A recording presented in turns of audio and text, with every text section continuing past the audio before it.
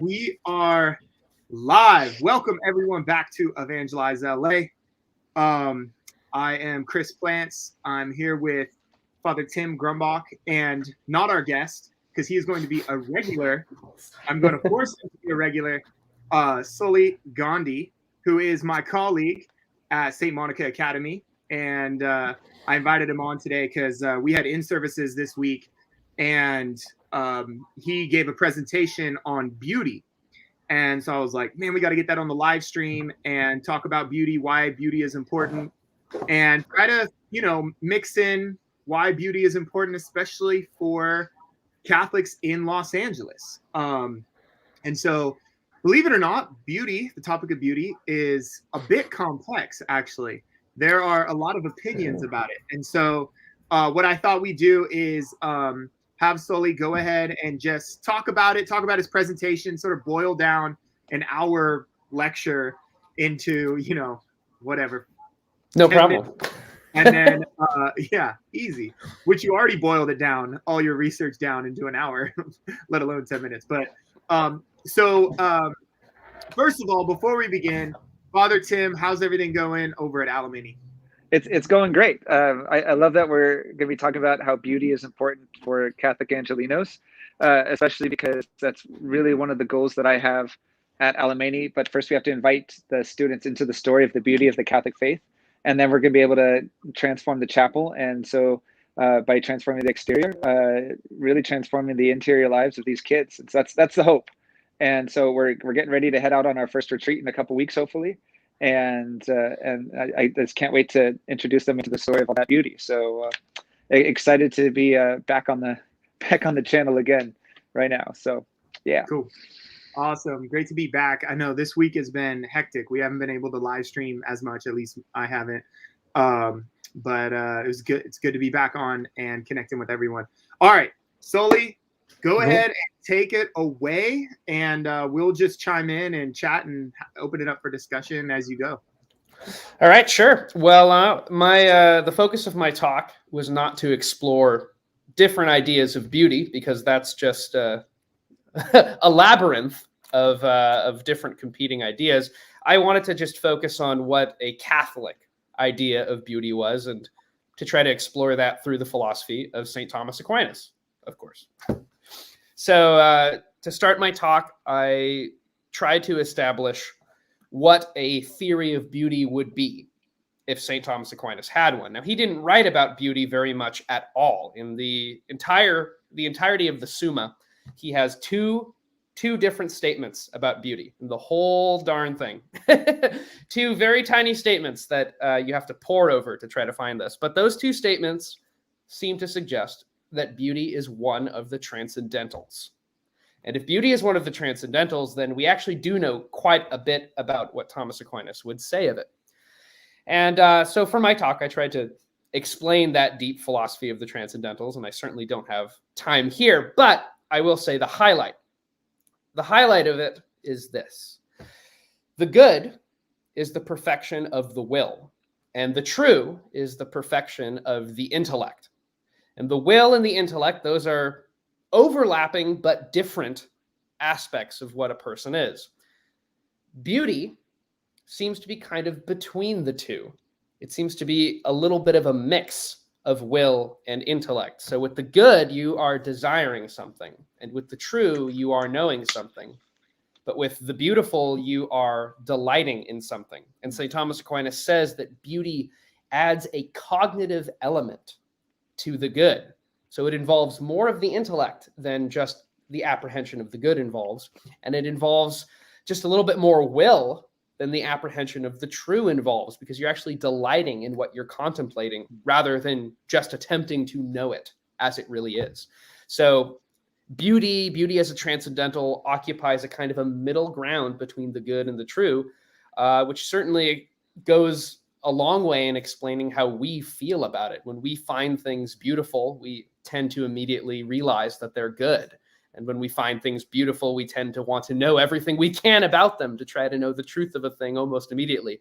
The transcendentals drive us to perfection, and they, call us in so many ways. So that's the kind of the key first idea. The second idea I wanted to discuss was, well, if beauty is a transcendental, then is it objective or subjective? Because of course, that's so many people, when they talk about beauty, they tend to fall in one of two camps. Either it's totally objective or it's totally subjective. And of course, the reality of the situation is that it's complicated. It's rather complicated. It's definitely objective insofar as something has beauty. And whenever you experience something as beautiful, you are experiencing an object as beautiful. But of course, what is experiencing an object as beautiful? A subject. A subject is experiencing it as beautiful. And so while beauty out in the world is objective, it's always being transmitted to a subject through a subjective lens. Those two are mixed together. That doesn't mean it's arbitrary. We moderns tend to use the word subjective to mean arbitrary. It doesn't have to mean arbitrary at all.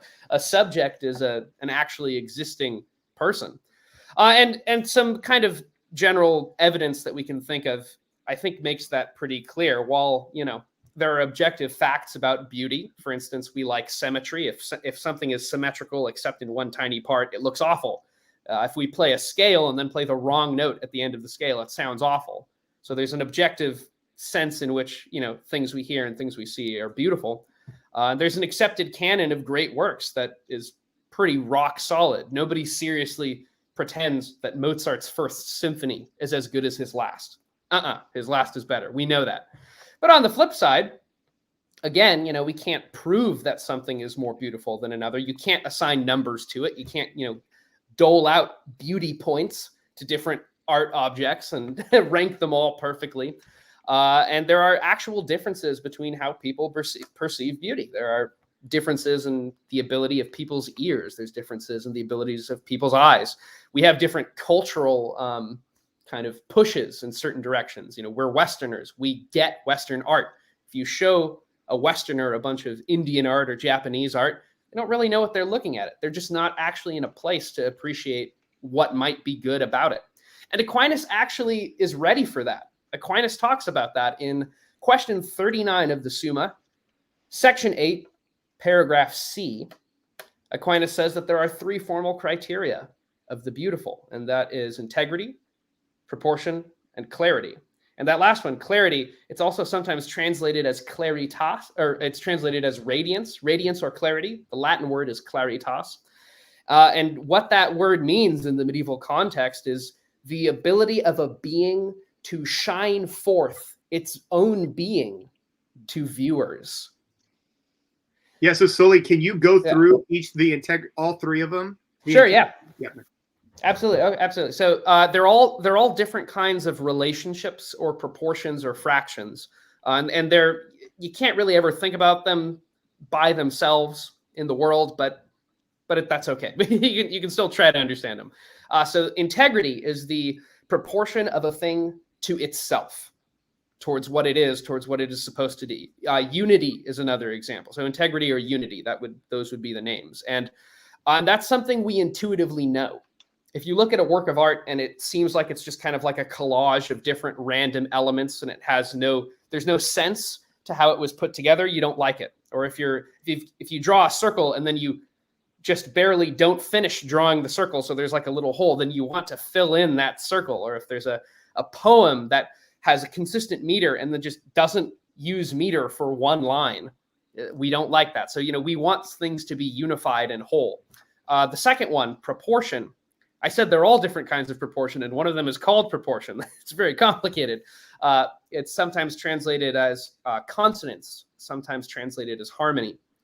Think of it as the proportion of a thing to its own ends, right? So a thing should be directed in a certain way, and if its parts are not in accord with what its own end is supposed to be, then it's a failure in some sense. And so I think some of the best examples are from humor. So if you're trying to make kind of a dark, edgy joke, right? Those are really funny. If you're trying to make a dark, edgy joke, you can't say something too dark. And if you do say something too dark, then people won't find it funny. Or again, if there's kind of people are discussing something very, very sad and you come in and make a joke, they won't find it very funny. They're not in a place for that. They're cross purposes. So a thing should not be at cross purposes with itself. And like I said, that last one, radiance or clarity, is the ability of a thing to send its being out. So what kind of a relationship is it? Well, it's actually the relationship between a thing and its viewer. And St. Thomas says something extremely unhelpful about that. He says, radiance, for bright colors please us. Which is just seems like not very much of an explanation at all. But I think a great example for radiance is a stained glass window. If you look at a stained glass window in the dark, if you are looking at a stained glass window in the dark, you do not know its beauty. You cannot. You might find it beautiful in the dark, but the beauty particular to a stained glass window is only actually present when light is streaming through the stained glass window. That's what it's supposed to do. So if you're looking at it in the dark, you're not in a proportion to it in order to see its beauty. Or again, a beautiful poem in a language that no one can speak or read. That's a beauty that will never be known. So that subjective element is entrenched into Aquinas's idea of beauty. And it's not arbitrary. It's a factual relationship. It's just a fact that if we don't know the language of a poem, we won't know if it's beautiful or not. So that's kind of a good summary there. And from that point on, the talk got a little bit less philosophical. So I gave kind of a very fast overview of history and how different periods of history kind of relate to beauty. So, there's this Greek notion of beauty being this kind of the formal perfection of a thing is beauty. That's sort of the Greek notion that you find in Plato and Aristotle. And there's this Jewish notion that beauty is the glory and grandeur of God. So we have the formal perfection of a thing and the glory of grandeur and God with the ancient Greeks and with the Jews. And then in the medieval period, they get smashed together in the idea of the transcendental, because beauty as a transcendental is both of those ideas wrapped into one package. And you get the glorious cathedrals as almost a product of that notion. And then there's a period of secularization in the Renaissance where I would argue that the idea of beauty kind of gets unhooked a little bit from being one of God's perfections. It's just not really thought of that way any longer. And the world goes more and more secular. And then you hit the Romantic period, which is a period that's almost inspired by art. Art seems to be its defining idea. And in the Romantic period, the Romantics desperately try to reassert the notion that beauty is the sublime, that beauty is this awe-inspiring force, kind of like the glory of God, but the Romantics aren't religious. So beauty is this force that's like God, but they don't believe in God. So they kind of compare it to nature, because of course in nature we can find some things that compare well, like giant mountains and rolling thunder clouds on distant vistas and such like. And so they almost replace their idea of God with beauty. Beauty becomes the god of the Romantics. And since beauty is the god of the Romantics, then the artist becomes the priest and the prophet and the seer, the mystic. That's what the artist is. And the most valuable thing to these Romantics is beauty. And the artist is the person who can bring it out of the strange, mysterious, infinite mystery that is their own creative personality. And I'd say that idea drives the artist insane very, very quickly. I think Van Gogh and Gauguin are two painters who really encapsulate this idea. Van Gogh is totally committed to this idea that the only way he will get close to God in this world is if he can paint something that captures the idea of holiness. And he's very, very humble about that pursuit. And I think his humility is part of why his art is so good. But on the flip side, Gauguin completely loses his own head over it. He realizes that he is the priest of the ultimate value.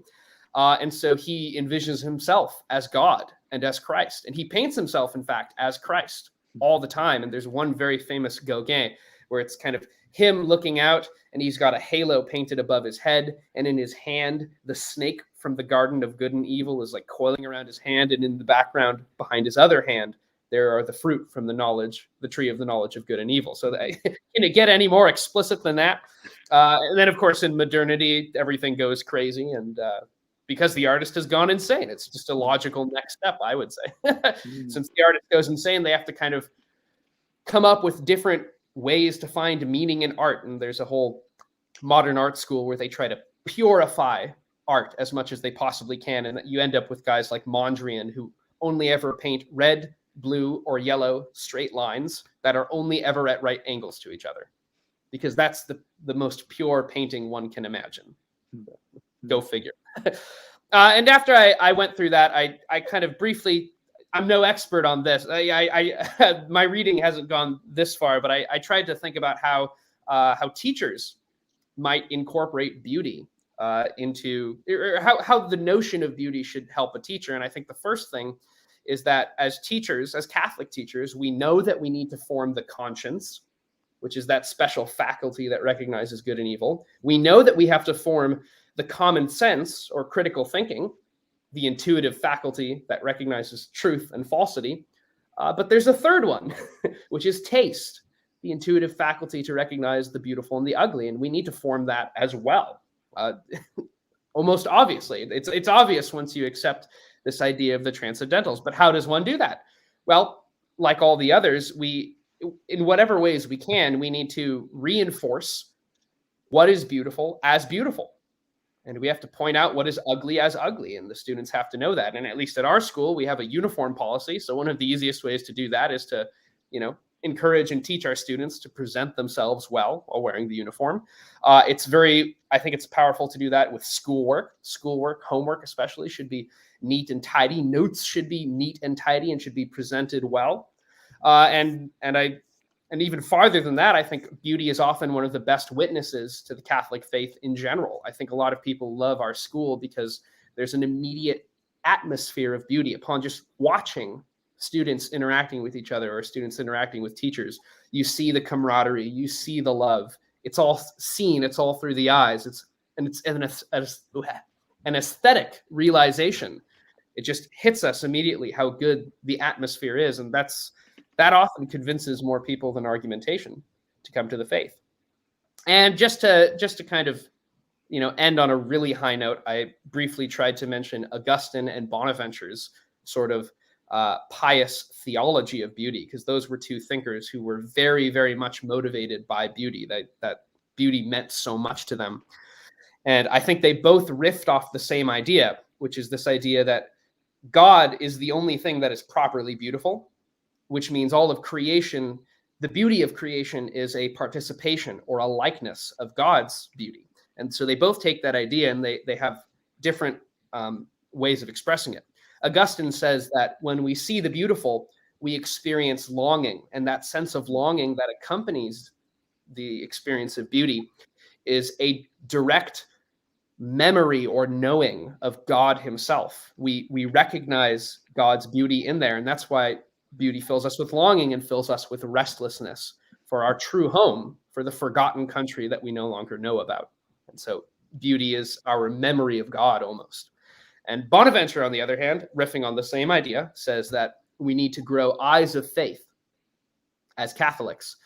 And those eyes of faith look at creation, and in every created thing, we see a mirror that reflects the Creator. The beauty of creation reflects the Creator himself. And so with eyes of faith, we can look at the world and contemplate God himself from off the world, which is a very beautiful idea.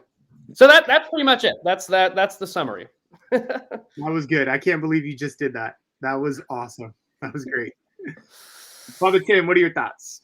Well, just that beauty is a participation in the divine life of God.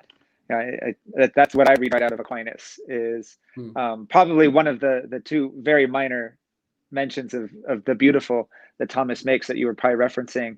Is it comes from this question about whether good is the only cause of love. Yeah, and that one of the objections is that, well, the beautiful causes love as well. And Thomas says, well, the from good Dionysius. Yes, exactly. Yeah. So the good and the beautiful are actually aspects of the same thing. And that the beautiful is something. No, the good is something that we seek, and it gives repose to our desire, calm to our desire, and that the beautiful, it's something that gives us calm to our desire that we can see and that we can know. And so that, it has those different aspects of not just seeing it, but willing it, something that we know and that we will. And that participation. So you were mentioning the artists who kind of see themselves in this sacerdotal priestly role. Right. as kind of mediating between God and the beautiful and us.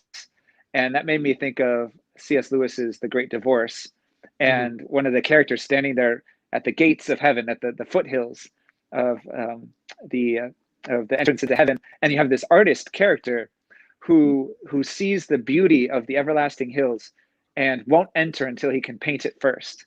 And the spirit that has come to welcome him into heaven says, you don't need your brushes right now. Everything that you did on earth to paint a beauty and present beauty was pointing to this place. So come and drink of the well first. There may be a time where you can pick up your brushes again, but now is not that time. And so that art is always pointing to this participation in the divine life. And that it seems those artists kind of forgot that point and we're trying to relish the beautiful for beauty itself, rather than recognizing that beauty is this participation in the divine life. So I think about that a lot as far as how we present the beautiful to people. Is it for the sake of just enjoying the beauty, or is it pointing us towards delight in the good? And for Thomas, the good is our last end, which is to share in the divine life of God. Yeah, I love that. Yeah, I think that's contained in all of it, and that's question 4 is good or beauty the cause of love? Yeah. But another thing that strikes me too is just the idea that the beautiful is something we have a relationship with, and relationship changes us. So I think of something else from C.S. Lewis is in the Chronicles of Narnia. Even the very beginning, the creation of Narnia, is that it's sung into being by Aslan, and that you have all this motley crew of characters that are brought into this darkness, and all they can feel is the ground beneath them, and then they begin to hear the deep bass voice of Aslan singing creation into being, and then all of a sudden all the stars are singing, and the sun rises and it's laughing as if it were young and newly born, and then they get a glimpse of Aslan himself, and all the characters have a different reaction. The children are in awe and they can't speak. Uncle Andrew, this wannabe magician, is silent because he's terrified, and he wants to run away from the beauty and the power of creation. And then the witch is like biting her lip and digging her nails into her palms, and she wants to destroy that world and all worlds because it's a power that's greater than hers. But the random cabbie, Frank, I think is his name, who would become the first king of Narnia, sees it, and he's just like, well, glory be, if I'd known something like this existed, I've been a different man my whole life. And so just to kind of stand in front of beauty, the beauty of creation, knowing that it's not just a piece of art, but it's actually a sharing in the divine life of God, is that he's transformed in that moment. He goes from being this random cabbie in London to being the king of this magical land. So those are the couple of things that I think of is, beauty as a participation in the divine life, but also something that is meant to be transformative, that we stand before it in awe, not in curiosity, right? Curiosity can be a negative thing where it's like, I want to know something about that so I can grasp it, hold on to it, understand it. But beauty is more like this awe of like, I'm never going to understand everything there is to know about that, but I am going to let it transform me. And so, those couple of things, it's transformative and it's participatory. I actually have a great Augustine quote that I think speaks to the transformative power and how it's not just curiosity, and it's always transforming. Leave it to Saint Augustine to to be expressing this, but here it's from Confessions. He says, "When first I knew thee, thou didst lift me up, so that I might see that there was something to see, but that I was not yet the man to see it. And thou didst beat back the weakness of my gaze, blazing upon me too strongly, and I was shaken with love and dread." Which is such a beautiful quote. That one thing that I actually, to go off that idea of radiance a little, just tie it back to Aquinas, that there's a necessary proportion between whatever is beautiful and the person trying to see the beautiful as beautiful. That's actually it's a terrifying idea, because it suggests that when we don't find something beautiful, there might actually be a failure on our part. We might not actually be capable or ready to see that beauty. And there's some kind of simple examples of that, but some more frightening ones. A simple example would be something along the lines of, if someone has never listened to anything but 5-minute pop songs, then they're in no position to sit down for an hour long symphony and know what about that symphony is beautiful, right? So there's a very practical thing where it's like, if you're simply not trained or ready for the complexity or the grandeur of something beautiful, you might not know, which is a real shame, a real tragedy. But on the other hand, there's something, there's a little bit of a moral component too, which is that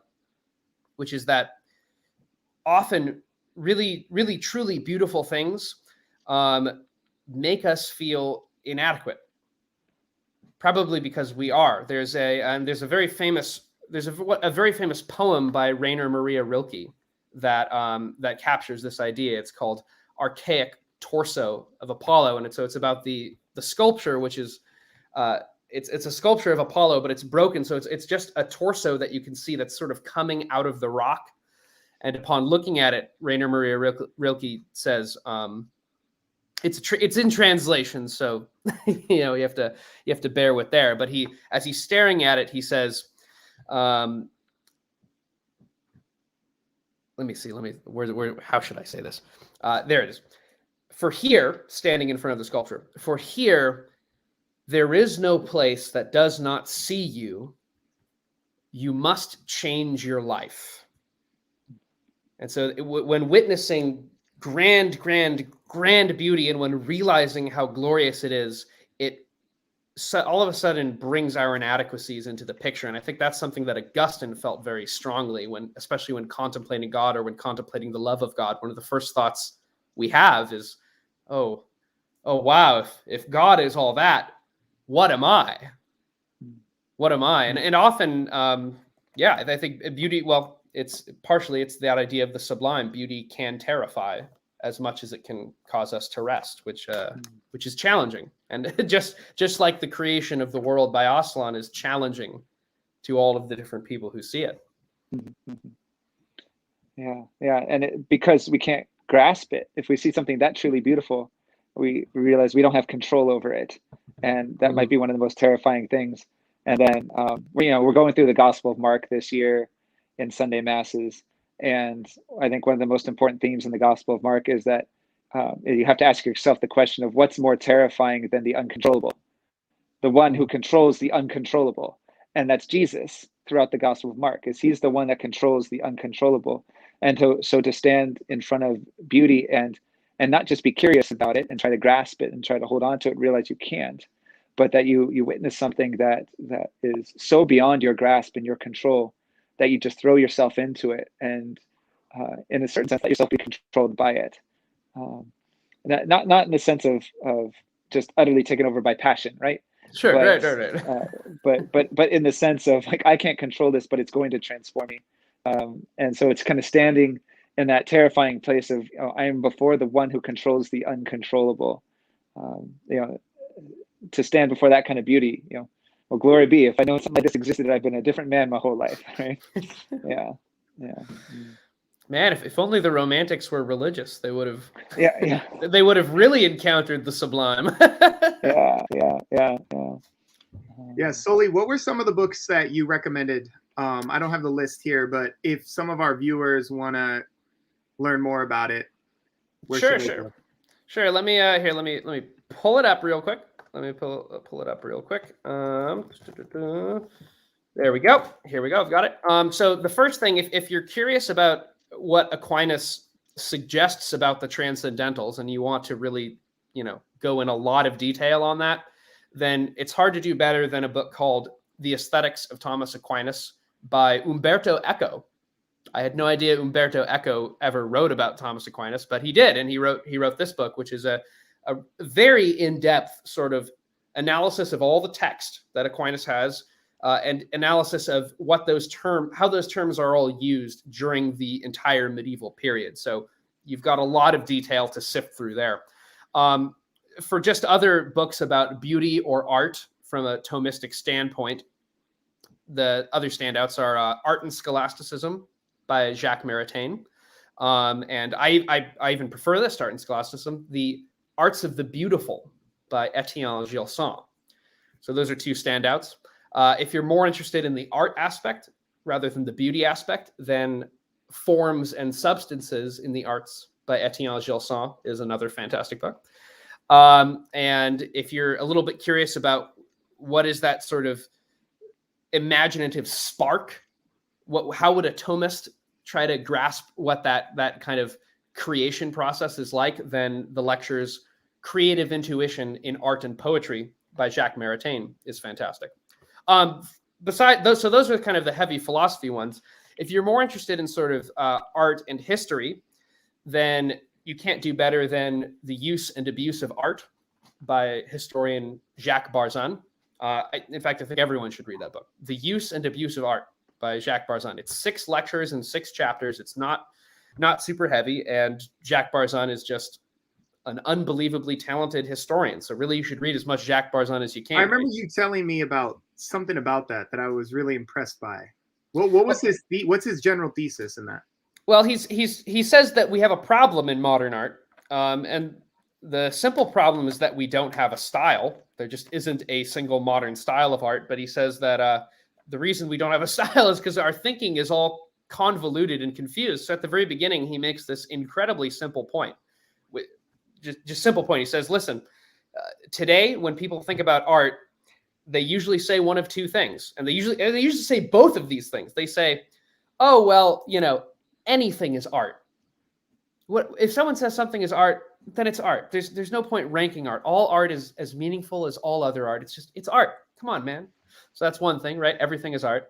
And then the other thing they say is that art is the most important thing, which is a remnant of Romanticism, right? We think that art is the most valuable thing we could do as people. And so Barzun says, you cannot think both of these at the same time. If you think art is the most important activity man possibly has, then you can't say anything that anyone says is art is art.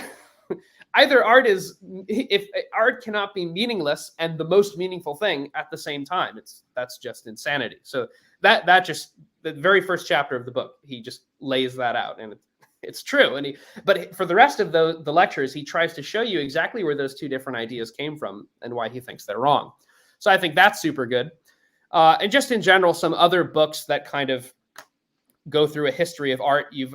One book is called In the Beauty of Holiness, Art and the Bible in Western Culture by David Lyle Jeffrey. That's a great little book that, discusses art and the Bible and the different movements. For more exhaustive histories of art, there's Art by Paul Johnson.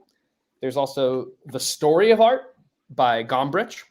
And if you are interested in neurobiology, if you're interested how the brain and art and philosophy all interact, there's a book called The Master and His Emissary by Ian McGilchrist, which is really fun. And just a few other tiny suggestions.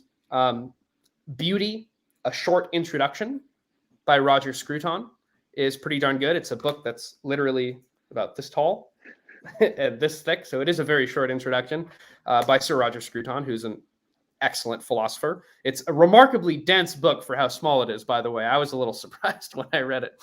And just a last little thing, if anyone is interested in reading kind of funny and scathing commentary on modern art, because that's good fun, The Painted Word by Tom Wolfe is about 30 pages long and absolutely hilarious. So The Painted Word by Tom Wolfe. The other one is Art's Prospect by Roger Kimball, which is a series of short essays on different modern art exhibits he visited. And they're usually very funny. So there you go. And there's other books too that I could recommend, but those are some good ones. The Use and Abuse of Art, though, I really have to say, I think everyone should read that book. So Soli, if you were talking to a non-Catholic and you wanted to evangelize through beauty, we hear that all the time now, especially with Word on Fire and Bishop Aaron's, how would you do it? Would you take them to go see a painting? Would you tell them the story of salvation history? Would you do your own story? Would you evangelize through beauty? Put you on the spot. How would I evangelize through beauty? Well, I'm inclined to say that hopefully the beauty of my soul and character would be the best witness to the faith, but I fear that might not be true. So if I'm trying to evangelize, I might have to do one better. I mean, assuming that I had a large amount of money to perform this evangelization operation, I'd try to take him to the cathedrals, to the great European cathedrals. That would be number one. There's going to a beautiful mass in a beautiful church with beautiful music has to be the best aesthetic case for the Catholic Church. I just think that has to be the best case, which is why services that aren't very beautiful, masses that aren't very beautiful, are so sad. So that would be one of the best cases. But I mean, honestly, I try to go for argumentation. If someone actually values beauty, if someone is serious about thinking that beauty is important and that you can actually judge the beauty of different things, if someone thinks that, then I would just take it from there. Why do you think that? Why does that matter for you? Because there's no good explanation for why we value beauty to someone who is an atheist. There's no good explanation. They might say something like, oh, it's evolutionary. But if it's evolutionary, then we shouldn't care about it at all. There's no adequate evolutionary explanation for how we value the beautiful. And I think lots and lots of atheists do value the beautiful, and asking them why, asking them to actually give an account for that position, I think that's going to start leading them down something like a correct path. Yeah. Father Tim, you're having retreats coming up, right? So you got to evangelize beauty, huh? Yeah. I was just thinking, so the way you're talking about bringing people to these beautiful cathedrals, to beautiful liturgy, is that one of the best ways to evangelize through beauty is also to make it a part of pilgrimage, so that you get a sense of like it's a journey that takes something out of you, and it costs you something, so that when you stand before the beautiful, you're already emptied out in some way, and in order to let the beauty fill you. And so my first thought was thinking like not even like a religious pilgrimage in the sense if someone's not ready to enter into a church, perhaps I do a ton of mountain biking, ton of hiking, and so there are a couple of spots that I'm thinking of right now as we speak that I will never take a picture at those places. I'm sure tons of people have, but it's just like I don't want to like cheapen it by trying to capture it in order to share it in that medium, but rather it's something that has to dwell in me. And it's also, these are places where it's hard to get to these places. This is not something that's cheap. This is something that costs me something to get there.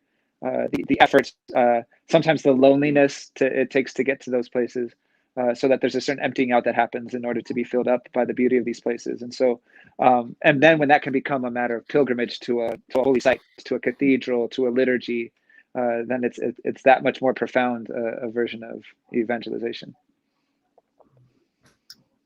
Great. All right. Well, this was awesome. Soli, thank you so much for coming on. You will hopefully be a regular now. We finally broke the ice now that you've been on once. And so hopefully we'll keep doing these weekly for everyone.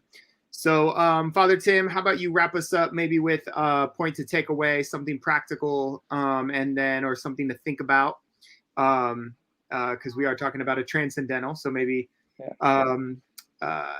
something to pray over, and then if you give us a blessing, prayer and blessing, then we'll I just to consider that beauty is an experience of the divine life, that this is a way that God is speaking to us, that he wants his voice to be heard, that this isn't something that he does reluctantly, that he's trying to hide himself, but rather he's trying to reveal himself through, as the great philosophers say, is that communication is in the mode of the receiver.